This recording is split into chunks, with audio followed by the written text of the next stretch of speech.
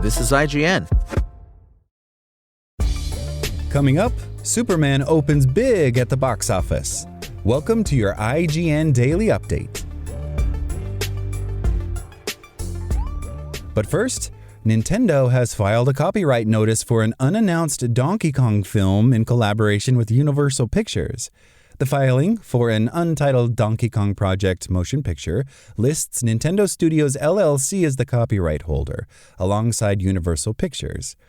Nintendo Studios is, of course, Nintendo's own in-house arm dedicated to turning its own franchises into big-screen hits, while Universal Pictures is Nintendo's animation partner through its minion-making Illumination studio behind the box-office-breaking Super Mario Bros. Movie. There have long been rumblings of a Donkey Kong starring spin-off in Nintendo's big-screen Mario blockbuster, though it's believed that the next Mario film is more of a straight sequel, and reportedly titled Super Mario World. So what's this? Fans think that the filing, originally lodged in May this year, points to a further project due out after Nintendo's next main Mario film. And some are even speculating that this is the start of a Nintendo cinematic universe, with various stars getting their own solo movies while being part of the same franchise. The news comes just days before the launch of Nintendo's big new Nintendo Switch 2 release, Donkey Kong Bonanza. With a more cinematic focus and hints that this game might offer more of a storyline, could the Donkey Kong movie link into elements of its narrative? And Danny Elfman, one of the most prominent composers in Hollywood, says that perhaps his most famous work is something he never expected anyone to hear. Having created the scores of blockbusters including Batman, Beetlejuice, and the Fable video game series, Elfman is maybe best known for composing the theme music to The Simpsons. Speaking exclusively to IGN about his new series Bullet Time, an upcoming animated show, Elfman says he had no idea The Simpsons would catch on and become the longest-running sitcom in American history.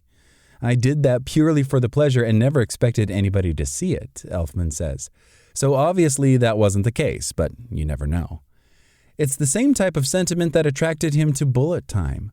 "I met Eddie and liked him, and he sent me this. Every year I try to do a couple of projects that are for love rather than money, and sometimes they pay off in unexpected ways," Elfman says.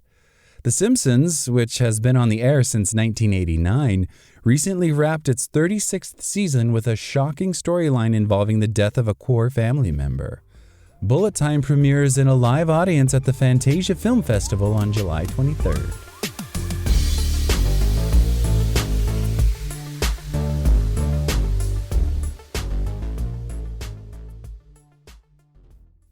Superman director James Gunn has offered his first comments on the film's $217 million global box office opening and said he's incredibly grateful for the film's early response. That impressive figure includes a $122 million haul from the U.S., enough to make Gunn's movie the biggest domestic launch ever for a solo Superman film, not adjusted for inflation, and the third largest domestic launch of 2025, behind a Minecraft movie and the live-action Lilo and Stitch. Now, Gunn has taken to social media to give his response to Superman's opening and said the reaction had proved the film's message was resonating with audiences. "I'm incredibly grateful for your enthusiasm and kind words over the past few days," Gunn wrote. "We've had a lot of super in Superman over the years, and I'm happy to have made a film that focuses on the man part of the equation, a kind person always looking out for those in need. That resonates so powerfully with so many people across the world is in itself a hopeful testament to the kindness and quality of human beings. Thank you." Heart emoji. Superman's early numbers also seem to have pleased DC Studios' parent company Warner Bros. Discovery, with CEO David Zaslav commenting he couldn't be more excited to now see the rest of Gunn's DCU plans unfold. This weekend, we watched Superman soar as James Gunn's passion and vision came to life on the big screen, Zaslav said via Deadline. "Superman is just the first step." Over the next year alone, DC Studios will introduce the films Supergirl and Clayface in theaters and the series Lanterns on HBO Max, all part of a bold 10-year plan. The DC vision is clear, the momentum is real, and I couldn't be more excited for what's ahead.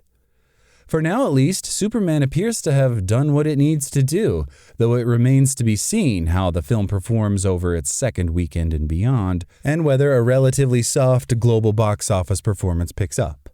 But for his part, Gunn has previously suggested that the rumors surrounding exactly how much money Superman needs to make are wide of the mark, and dubbed one figure, an eventual box office total of $700 million, as just complete and utter nonsense.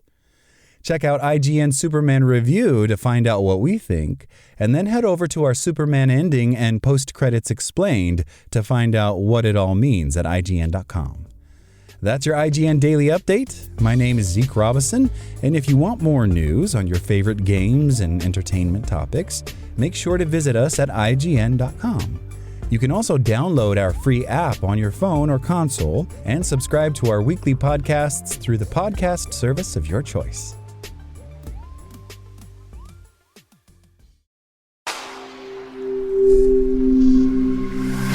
Spoken Layer.